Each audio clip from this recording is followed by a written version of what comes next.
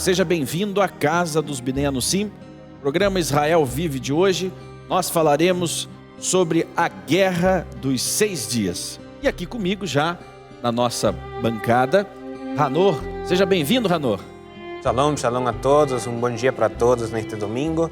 E a importância desta Guerra dos 6 Dias, que foi a que abriu a porta de Jerusalém, no coração da nossa terra, e que nos permite agora ir rezar no Kotel, no Muro dos Lamentos. E bom, que o Eterno se engrandeceu nessa guerra e o povo também se engrandeceu nessa terra, demonstrando que somos competentes, somos um país competente e que não estamos ali só de brincadeira nesse pedaço de terra que está prometido para nós e que nós já tínhamos nos tempos antigos, não?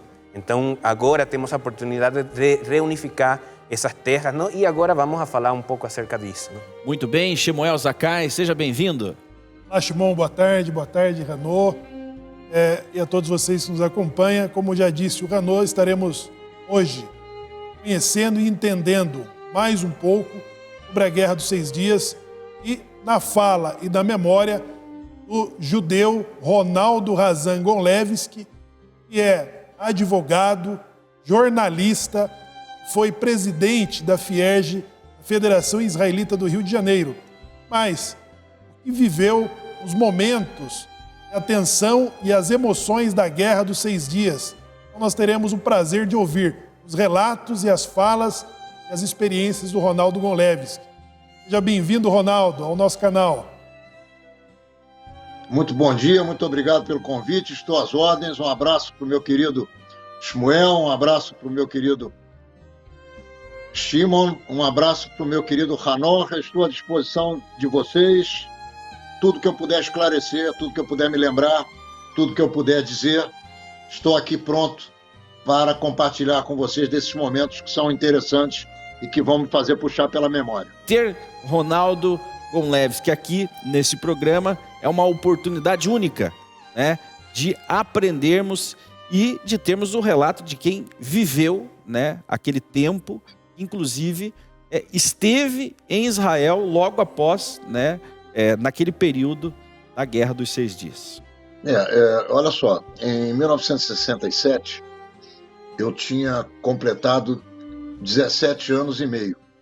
Foi o general de Moisés que destruiu 33 reis e colocou o povo hebreu na terra prometida, através de guerra, através das armas. Então, de lá para cá, muita coisa aconteceu. Eu estou falando aí de 3.500 anos passados, e aquela região sempre foi uma região conflituada. Eu quero lembrar que no ano 70 da nossa era, os romanos destruíram o segundo templo e aniquilaram os judeus nos 70 anos seguintes, matando no ano de 136 mais de 500 mil judeus que viviam naquela região ocupada por Roma, pelo exército romano, que era talvez um dos mais... é um dos mais potentes exércitos de toda a história. Muito bem, os judeus expulsos do Oriente Médio por Roma, uma potência hoje de uma região conhecida como Europa, foram espalhados pelo mundo afora. Em 1947, na ONU, foi estabelecida a divisão da região em 2 lares nacionais, vamos dizer assim. Um árabe e um outro judaico. No dia 14 de maio de 1948, o Estado de Israel foi estabelecido por Ben-Gurion, que declarou a independência, e no dia seguinte começou a primeira guerra, que no final das contas também deu origem à Guerra dos 6 Dias. Eu fiz esse primeiro introito Porque não adianta falar em Guerra dos 6 Dias sem falarmos em 1948, sem falarmos no ano 136, sem falarmos em Josué. Então, porque essa terra foi prometida a Abraão, mas ela foi conquistada pelas armas. E ela sempre será objeto de disputa armada. Enquanto Israel se mantiver de forma mais capaz militarmente, vai existir. O dia que isso não acontecer mais, Israel sucumbe. A Golda Meir, que foi um dos primeiros ministros de Israel, e até dizem que ela era a mulher mais gostosa do Oriente Médio, porque quando ela entrava no parlamento, todos os membros se levantavam. Eu não sei se isso é verdade ou se é mentira, mas é uma história que o pessoal conta. Eu acho que a gente tem que intermear coisas sérias com algumas piadas. E também com algumas informações. Eu quero lembrar a vocês que hoje, infelizmente, nós perdemos a mulher mais importante do judaísmo brasileiro, que é a professora Anita Novinsky, que faleceu aos 98 anos de idade, e vai deixar uma lacuna que dificilmente vai ser preenchida por uma única pessoa. Então, aqui as minhas saudações à professora Anita Novinsky, que nos deixou, e é uma lacuna, um buraco enorme que nós vamos ter que enfrentar a partir de agora. Uma mulher intelectualizada, uma mulher que conhecia das coisas que muita gente não conhece e, ao contrário, até vira as costas. Uma mulher que levantou, num primeiro momento, as questões ligadas aos Bnei Anossim, que vocês conhecem tão bem. Perdão. E é uma mulher que precisa ser reverenciada. Então, feito esse registro, vamos falar um pouquinho da Guerra de Independência. Eu disse que logo a seguir, no dia 15 de maio de 1948, os países vizinhos árabes invadiram Israel através daquele território que deveria ser o lar de mais um Estado árabe, talvez chamado de Palestina, o nome que eles quisessem dar ali. E, curiosamente, Israel lutou contra 5 exércitos e ganhou a guerra e manteve a sua independência. Em seguida, houve a guerra de 1956. Foi uma guerra meio estranha, que talvez Israel não precisasse ter lutado, porque era uma guerra da Inglaterra e da França com relação ao Canal de Suez. Mas Israel entrou lá e reabriram o Canal de Suez, que havia sido fechado pelo Egito. O Canal de Suez é uma via fluvial da maior importância, porque é através do Canal de Suez que o Mediterrâneo se abastece de tudo que vocês possam imaginar. Commodities, alimentos, enfim, tudo. Quando se fecha o Canal de Suez, as voltas que os navios têm que dar encarecem absurdamente os preços das commodities, e aquilo ali é um próprio, ainda que egípcio, internacional, que não pode ser manipulado ao bel prazer de ninguém. Muito bem, Israel entrou nessa guerra, a guerra foi ganha, é uma guerra que não tem nada a ver com a história de Israel objetivamente, e essa guerra, que foi a segunda, ela veio exatamente antes do que aconteceu em 1967, e que eu vou contar para vocês agora, porque eu vi, ninguém me contou. Eu estou aqui com essa touca aqui, mas eu não sou tão velho assim, não, mas eu já estou de cabelos brancos e meio careca, olha só, Christian, meio careca, olha lá. Tá bonitão, Ronaldo. Lindo, tô lindo. As mulheres me olham transparentemente, não me enxergam mais, mas também não tem problema. Eu tenho que botar isso na careca porque eu vou te contar, tá muito frio. Enfim. E aí, lá pelas tantas, o Egito vai, provavelmente em dezembro de 1966, e começa a dizer que vai atacar Israel, que vai destruir Israel, que vai jogar os judeus ao mar. E naquela época havia a RAU, República Árabe Unida. E o Gamal Abdel Nasser, que era o presidente ditador egípcio, que havia derrubado o rei Farouk, e que, mais do que isso, havia expulsado os judeus do Egito em 1956, exatamente na época dessa guerra em que Israel participou. Os judeus foram expulsos do Egito com uma mão na frente e outra atrás, deixando uma fortuna incalculável. Quando eu digo fortuna, não falo de dinheiro só, não. Bibliotecas fantásticas, sinagogas espetaculares, construções sensacionais e uma vida de 3.000 anos no Egito. Saíram com uma mão na frente e outra atrás, e no Brasil, provavelmente vocês devem ter aí também em Ponta Grossa, no Brasil, nós temos uma belíssima comunidade oriunda de judeus egípcios, que nós, no Clube Israelita Brasileiro, onde a minha família frequentou a vida inteira e dirigiu, meu avô foi presidente, meu tio, meu pai, nós recebemos um grande grupo de meninos e meninas egípcios com seus pais, que quando chegaram ao Brasil em 1956. Então, o Egito começou a atacar Israel verbalmente, que vai destruir Israel, que vai jogar os judeus ao mar, que não vai sobrar judeu nenhum, a mesma história de sempre. E com isso, eles eram ajudados pela Síria, eram ajudados pelo Líbano, eram ajudados pela Jordânia, eram ajudados pelo Iraque, eram ajudados financeiramente pela Arábia Saudita. E naquela época, o Irã era um grande amigo dos Estados Unidos e de Israel.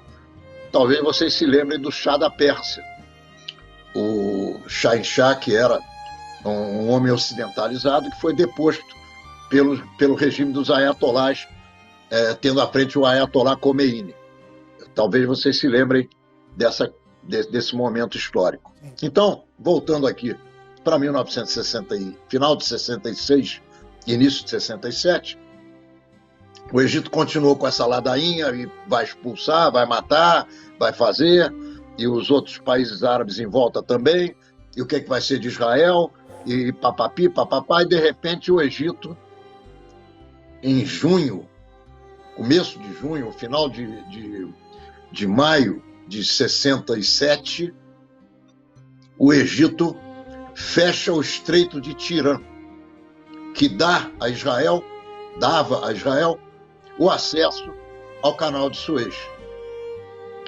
E as coisas começaram a recrudescer e começaram a fazer exercícios militares nas fronteiras, todos os países que cercavam Israel, até que no dia 7 de junho de 1967,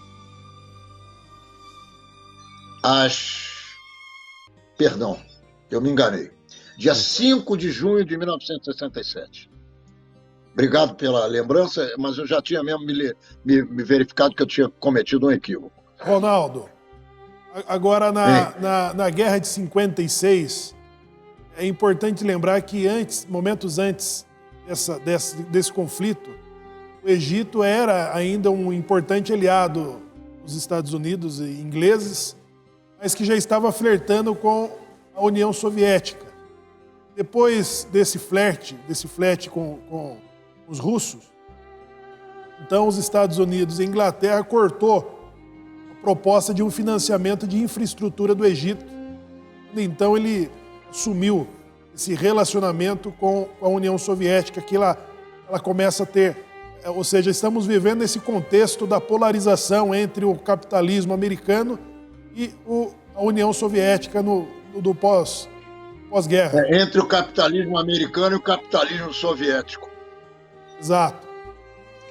Porque, na verdade, a União Soviética era comunista só para os otários que viviam lá dentro, né?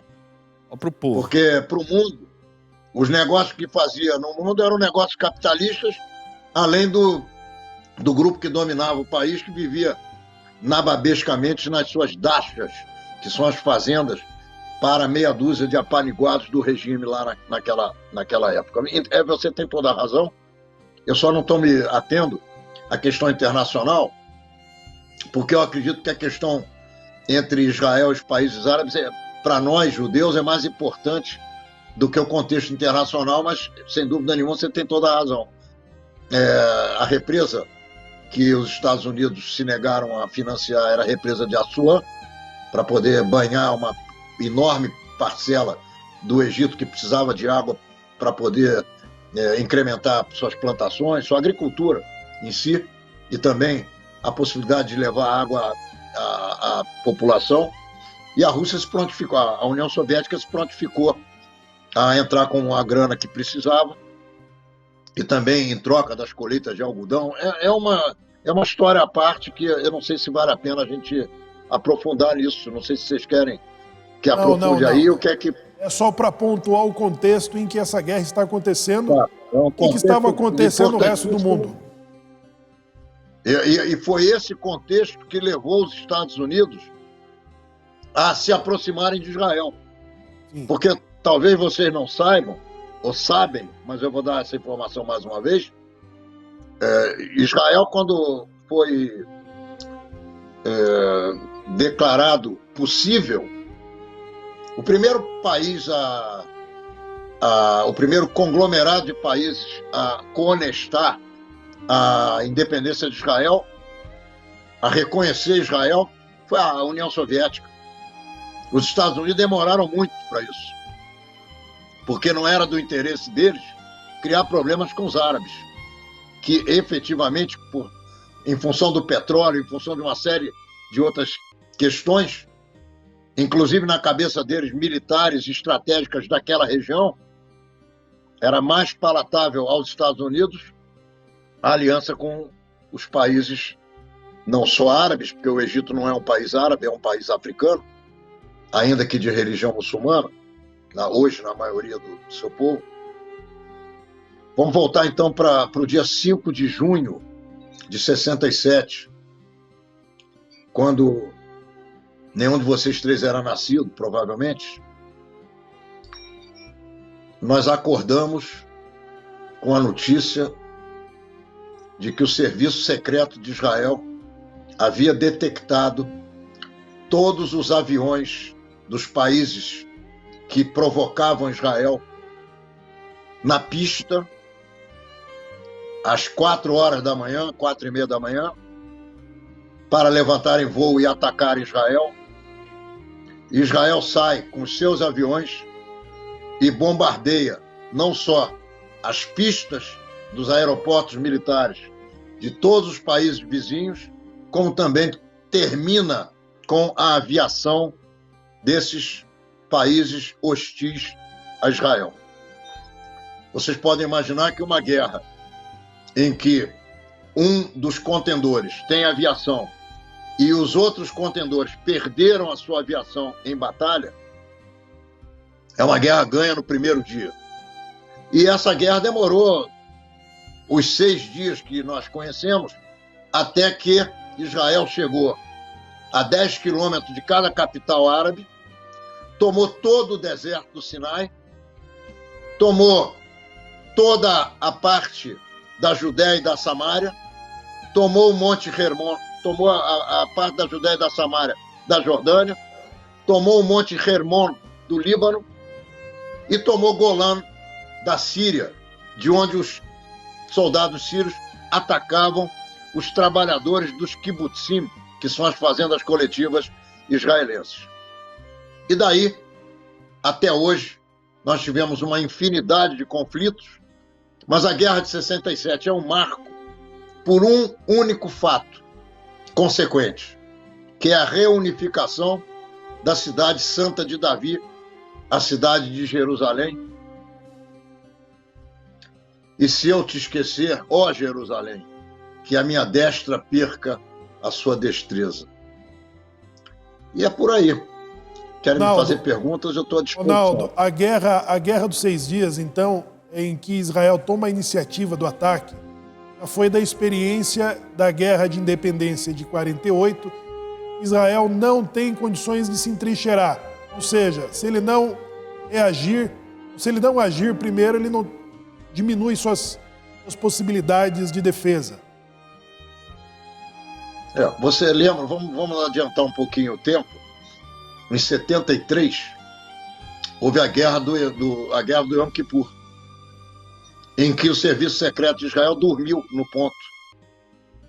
E a Golda Meir, que era a primeira-ministra, também dormiu. E o que aconteceu? Os egípcios cruzaram o canal de Suez, que era já ocupado por Israel, e quase ganham a guerra, juntamente com a Jordânia, com a Síria, e o Sharon, Ariel Sharon, grande herói, grande primeiro-ministro, meu ídolo. Muita gente não gosta dele, dane-se. Para mim é um dos mais importantes heróis do povo judeu em todos os tempos, assim como Bar Kokhba, como os Macabeus. Ariel Sharon, no meu imaginário, no meu panteão, para onde eu me dirijo para olhar os meus ídolos, Ariel Sharon tem o lugar dele cativo, não vai perder. Na Guerra de 73, e é por isso que eu citei a Guerra de 73, quando Israel foi atacado, quase que Israel dançou. A verdade é essa, quase que Israel entrou pelo cano.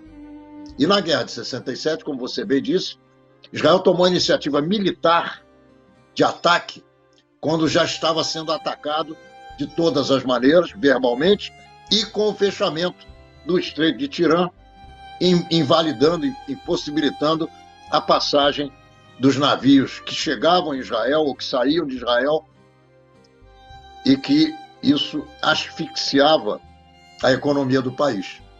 Então é como você falou, se Israel não mantiver a sua capacidade militar superior aos adversários, vai entrar pelo cano, que foi o que aconteceu quando perdeu a sua soberania para os gregos, perdeu a sua soberania para Roma e, enfim, voltou a ocupar o seu espaço em 1948 e chegamos até o dia de hoje, passando pela Guerra dos 6 Dias, que é uma guerra fantasticamente emblemática e que faz parte hoje de estudos e análise de todos os primeiros escalões militares de todo o mundo, pela proficiência do Exército de Israel e do Serviço Secreto israelense. No mês anterior ao começo da guerra, o mês de maio, não? Foi as forças da ONU, não? As forças internacionais que estavam em Egito, eles saíram por um decreto que tinha feito o presidente ditador que você falou, o Nasser. Ele tinha tempo falando em contra dessa força que estava ali, mas parece que foi uma aposta que ele tomou por orgulho, não? Ele tinha um discurso agressivo em contra de Israel, não? Então ele conseguiu o que não era para conseguir. Eu acho que ele se enganou, não? Ele falou, possivelmente se eu falo que eles vão a sair, eles não sairiam, não? Mas neste caso eles saíram e fizeram caso, não? Essa notícia chegou aqui no Brasil quando você estava nessa idade que você falou, nos 17 anos. Você escutou da saída da ONU, dessa zona ali? Essa notícia não só chegou no Brasil, como apavorou todos os judeus do mundo inteiro. E eu vou contar o que aconteceu exatamente. Na Guerra de 48, com o armistício, porque não havia tratado de paz, aconteceu que passou a existir uma área que era chamada de Terra de Ninguém. A Terra de Ninguém era a divisão entre Israel e os países vizinhos, como se fosse uma fronteira que separava as forças militares das duas correntes antagônicas, para que não houvesse escaramuças e conflitos diários entre um exército e outro exército. Nessas localidades havia forças da ONU tomando conta para que assim continuasse o status quo. E o Nasser começou a dizer que as forças da ONU tinham que sair porque elas seriam massacradas pelos exércitos árabes. A mesma história do Raj al-Hussein, quando em 1948 começou a pedir para todos os árabes que viviam dentro do novo Estado de Israel fossem embora, porque os exércitos árabes iriam passar o rodo em cima deles. E as tropas da ONU foram embora. Foi isso que aconteceu. E nós ficamos muito preocupados, porque nós não sabíamos a capacidade que Israel tinha. Ninguém sabia. E foi por ali mesmo, por onde as tropas da ONU deixaram espaço, que Israel atacou os seus adversários para poder sobreviver e vencer a guerra rapidamente. Naldo, esse último conflito em que o Hamas fez ataques a Israel recentemente, nós vivemos aqui um efeito na comunidade no Sim Brasil, que nós recebíamos vários pedidos de possíveis voluntários para participar da defesa de Israel. Com judeus, pilotos, comandantes de empresas comerciais, militares, pessoas que estão em atividades militares, estavam acompanhando apreensivo e mandavam para os nossos e-mails se voluntariando para participar da defesa de Israel do ataque do Hamas. Era completamente desnecessário nesse contexto. Agora você, com os seus quase 18 anos, que viveu um conflito mais intenso e decisivo, teve a sua participação e a oportunidade de participar como voluntário, né, Ronaldo? Nos conte essa experiência, Ronaldo. Olha só, eu cheguei em Israel em dezembro de 67. Portanto, 6 meses depois da guerra ter terminado. Eu fui voluntário juntamente com mais 59 companheiros. E o que é que eu fui fazer lá objetivamente? Eu fui substituir soldados que trabalhavam na agricultura. E foi o que eu fiz. Então, Israel é um país pequeno, com poucos habitantes, que tem 30% de habitantes árabes, divididos nas mais diversas religiões, com maioria esmagadora muçulmana. Um país que tem uma imigração russa, que não se sabe quantos são judeus e quantos não são. Um país que tem uma série de dificuldades com água. Um país que tem, por outro lado, uma tecnologia fascinante, surpreendente. Naquela época, era muito diferente de hoje. Era quase que uma questão romântica.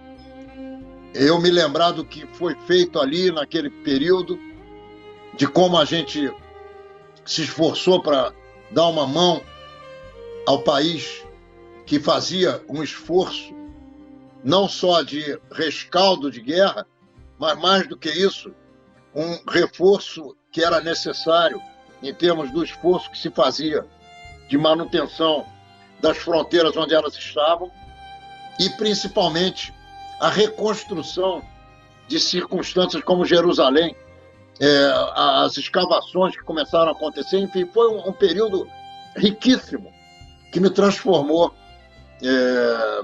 de um garoto idealista num homem que pensava seriamente na vida e pensava que existe uma frase que eu nunca mais vou esquecer e que norteia o meu dia a dia.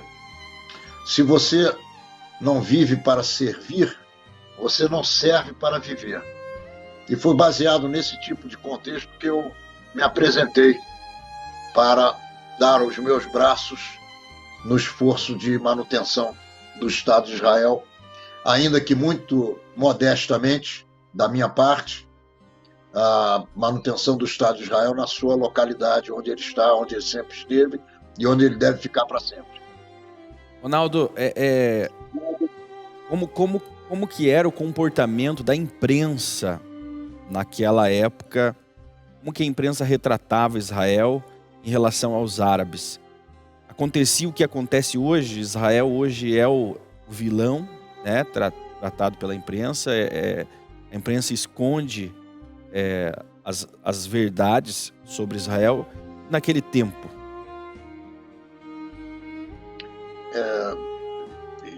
Existe uma conexão com essa tua pergunta que eu posso dizer que houve uma lua de mel entre os judeus, Israel e a imprensa mundial de 3 anos. Até que aconteceu o fatídico assunto petróleo, a fundação da OPEP. E a partir do momento em que o petróleo começou a aumentar desgraçadamente, aumentando a gasolina, aumentando os insumos, aumentando e criando inflação nos países pelo mundo afora, Israel levou a culpa do que não tem culpa, porque Israel não tem petróleo, não tem nada a ver com isso. Então,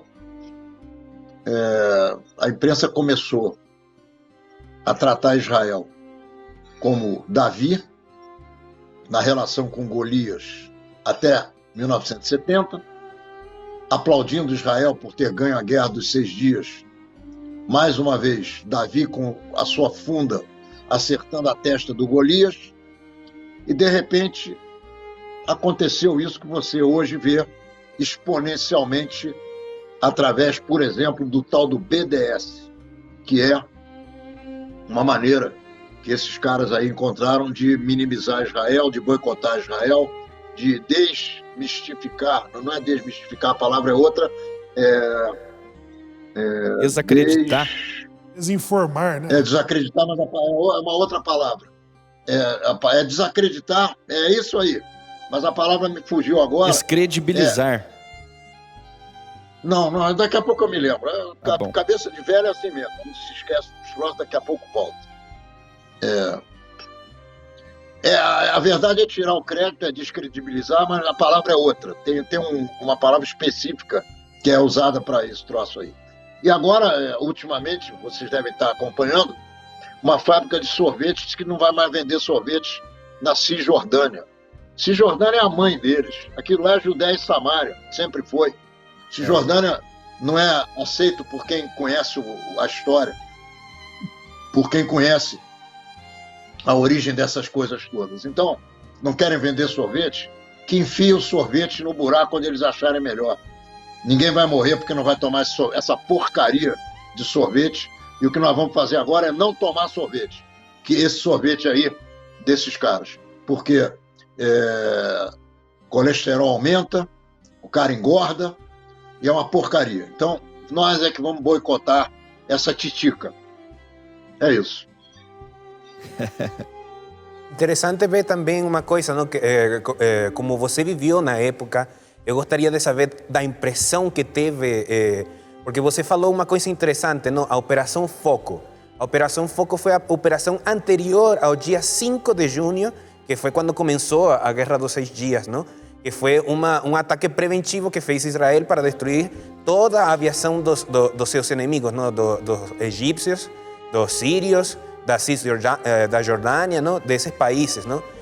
A impressão que teve, não? Porque você me estava falando que quando chegou aquela informação de que as Nações Unidas, a ONU, tinha deixado aquele pedaço de terra que não tinha dono, todos os judeus aqui do Brasil e imagino do mundo, eles se sentiram ameaçados, não? Tristes e ameaçados, porque achavam que poderiam ter perdido a guerra. Agora, com esta informação nova de que eles ganharam esta Operação Foco, onde deixaram sem força aérea a estes países, qual foi a impressão do povo, das pessoas aqui no Brasil? Você gosta de futebol? Gosto. Tá. Foi a mesma sensação que nós tivemos quando o Brasil foi campeão do mundo em 58 pela primeira vez. O Moshe Dayan era o Pelé, o Yitzhak Rabin era o Garrincha. Não sei se você já ouviu falar nesses 2 grandes jogadores brasileiros. Ouvi. Sim. E a vibração era intensa nas ruas. O medo deu lugar à alegria. E se eu começar a falar disso, eu vou chorar. Aliás, já estou chorando. Mas é muito interessante, não? Porque também falavam da da diferença de números que tinha o exército de Israel, Sim. a aliança árabe que estava nessa época, não?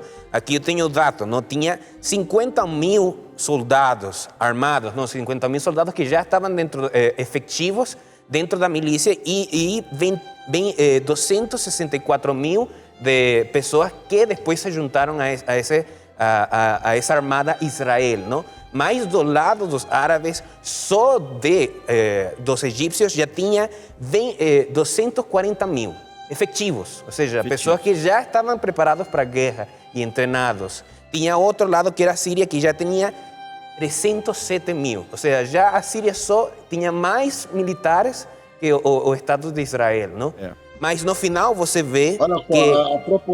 desculpa te interromper, a proporção militar entre Israel e os países inimigos era contrária a Israel na faixa de 10-1. 10-1. Agora, é como eu falei logo no primeiro momento, quando acabou a aviação inimiga, acabou a guerra. Acabou a guerra, né? As filas, olha só, as filas, vocês podem ver isso nas fotografias, se vocês buscarem na internet, as filas de carros blindados árabes pelo deserto do Sinai eram monstruosas, destruídos, carros destruídos. Os soldados egípcios tiravam os sapatos, as botas, para saírem correndo da artilharia de aviação israelense. Porque, na verdade, como eu falei, a guerra acabou no primeiro dia. Depois foi só uma questão de varrer o que precisava varrer. Gerenciamento de Você de imagina crise. alguém atirando em você de cima para baixo. É. O tempo todo, Estrategicamente, sempre sem você ter capacidade para reagir. Não tem como. Eu quero voltar um pouquinho no tempo. Quero voltar a 1963. Perdão, 1964. 64. Eu tinha acabado de completar 15 anos de idade e, graças a Deus e ao meu pai e à minha mãe, eles me mandaram para Israel para eu conhecer o país. E eu fui numa excursão cultural, lúdica, de jovens. Eram, acho que, 80 jovens do Brasil inteiro. E quando nós chegamos em Jerusalém, nós não podíamos entrar no Muro das Lamentações, porque a cidade velha de Jerusalém estava dividida e nós víamos, olhando para cima, a parte de Israel lá embaixo, os soldados jordanianos apontando armas para adolescentes como nós. E aquilo marcou profundamente o meu coração. E esse foi o motivo principal de eu ter me voluntariado para apoiar Israel naquele esforço de manutenção das novas fronteiras com a Guerra dos 6 Dias. Então, a reunificação de Jerusalém, a minha chegada pessoal ao Muro das Lamentações, é alguma coisa que eu não conseguiria descrever aqui para vocês. A alegria no meu coração de não ter podido chegar ao muro com 15 anos, mas tendo chegado por uma ação divina que eu nunca mais vou esquecer, que foi essa Guerra dos 6 Dias, ter chegado ao Muro das Lamentações e poder ter colocado o meu papelzinho lá, pedindo saúde para minha família, para os meus amigos, para o meu pai, para minha mãe, para minha namorada, que tinha ficado no Rio de Janeiro. Enfim, é indescritível, é uma sensação única que eu jamais escrevi sobre isso. E essa tua pergunta me remeteu emocionalmente a essa época, de quando eu tinha 15, 18 anos de idade. Isso já tem mais de meio século. E foi realmente um negócio alucinante. alucinante. Muitos amigos meus beijavam o chão, a gente via as pessoas chegando do mundo inteiro, se jogando no chão, perto da parede do muro, rezando em hebraico, e cada um na sua língua. Foi uma coisa absolutamente indescritível, fantástica, que faz as pessoas acreditarem que Deus existe. Interessante ver, não, que pareciera que Jerusalém é o coração, a neshama do povo judeu, não? E nós já falamos, também tivemos a oportunidade de falar neste programa, neste espaço, da importância de Jerusalém, não? Mas antes de fazer a pergunta, queria trazer uma história, não? Que é uma história de verdade. Quando os judeus de África, eles viram por aquele projeto do Dan Limor, ou aquela pessoa que veio aqui no Brasil, junto com você, não? Você acompanhou a viagem dele, né? Falam que esses judeus que chegaram em Israel, como eles são judeus que não tinham informação de fora e só tinham a Torá, eles achavam que o templo ainda estava construído, que o templo estava em pé, não? Quando eles chegaram em Jerusalém e encontraram só o muro e perguntaram que tinha acontecido e falaram para eles que o templo tinha sido destruído, eles começaram a chorar, não?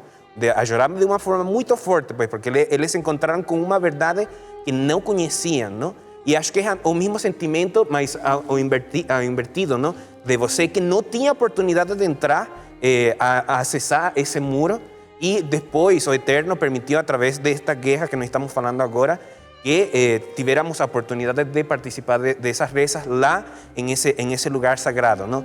Mas a minha pergunta é a seguinte: falaram dos milagres, não, entre aspas, que tinham acontecido, não? E uma das coisas interessantes é que, na verdade, se falam dos testemunhos das pessoas, que os soldados que entraram em Jordânia, que era o que estava ocupando Jerusalém naquela época, eles deixaram entrar os soldados porque eles acharam que eram turistas. Ou seja, eram pessoas de fora que tinham oportunidade de entrar, acessar essa terra, esse lado árabe de Jerusalém, não? E foi que eles conseguiram entrar e fazer tudo o que fizeram para reunificar esse território ali, não? Então é estranho, não, ver essas coisas que parecieran mentira, mas a história nos fala que é verdade, não? Que o inimigo deixou entrar como se fosse um turista a estes soldados, não? Não, isso não é verdade, é mentira. A guerra em Jerusalém foi a mais sangrenta de todo o momento da Guerra dos 6 Dias, porque ela foi a faca, a tiro, olho no olho, pessoa contra pessoa. Ninguém deixou coisa nenhuma entrar em lugar nenhum.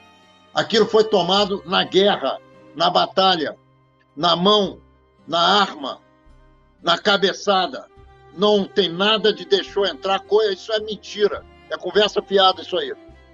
Pode procurar o número de mortos judeus do exército de Israel em Jerusalém, que ele foi o maior número de mortos em toda a Guerra dos 6 Dias. Ronaldo, essa experiência de falar o que existe, né, todos os relatos da Guerra dos 6 Dias, de forma de tática militar, de estratégia, de milagre, mística, enfim, mas nada como acessar a memória de alguém que viveu no período e principalmente que esteve no lugar de reorganizar essas fronteiras expandidas na Guerra dos 6 Dias com a vitória, essa vitória desproporcional. Então, é a melhor das experiências falar e conhecer, através de você, acessando a sua memória e vivendo através dela esses momentos, esses dias dessa importante conquista em todos os sentidos para o povo judeu, para o sionismo. Ter a sua participação, ter o seu comentário e a sua memória nesse relato da Guerra dos 6 Dias. Depois se estendeu a Guerra de 73, de que Israel conseguiu reverter, manter a sua autonomia naquele momento. Nós temos que agradecer, né, a disposição do Ronaldo de nos dar um pouquinho esse conhecimento, de transmitir a nós. Eu acredito que, Ronaldo, é uma coisa para se pensar em você deixar um relato escrito, esses momentos, né? Da entrada em Jerusalém após ela estar de novo em nossas mãos. Seria muito interessante. E nós agradecemos. Esse programa vem trazendo ao telespectador esse objetivo de informar, né, o que realmente aconteceu e o que realmente acontece, né? Aí traz o nome do programa Israel Vive, e o Ronaldo então se dispôs, e nós agradecemos imensamente por você ter concedido para nós essa entrevista. Ronaldo, as suas considerações finais aos nossos telespectadores. Vocês me fizeram chorar, me fizeram rir, me fizeram trazer de volta ao meu coração e à minha mente lembranças que já há muito tempo eu não tinha, porque me fizeram perguntas que me levaram de volta no tempo, há mais de 50 anos passados, e eu realmente agradeço de coração. Vocês sabem que eu sou um amigo de vocês para sempre, e eu tenho certeza que a recíproca é absolutamente verdadeira, porque quem me serve é uma costela daquelas, meu Deus do céu, jamais te esquecerei, costela da minha vida. Eu quero dizer a vocês que é uma honra, uma alegria, um prazer enorme conversar com vocês, sempre que vocês quiserem. Eu não sei se eu posso ser útil, se eu posso trazer alguma boa informação, algum momento específico, especial, mas de qualquer maneira eu tentei fazer o meu melhor e espero que vocês tenham aproveitado também. Um beijo para cada um de vocês. Espero estar com vocês o mais breve possível. Contem sempre comigo. Muito obrigado. Eu só peço que vocês me mandem depois essa gravação para eu manter aqui nos meus registros de encontros que eu tenho com as pessoas que eu mais gosto. Muito obrigado e contem sempre comigo. Obrigado, Ronaldo. Obrigado a você que nos acompanhou. E voltamos na próxima semana com mais um programa Israel Vive.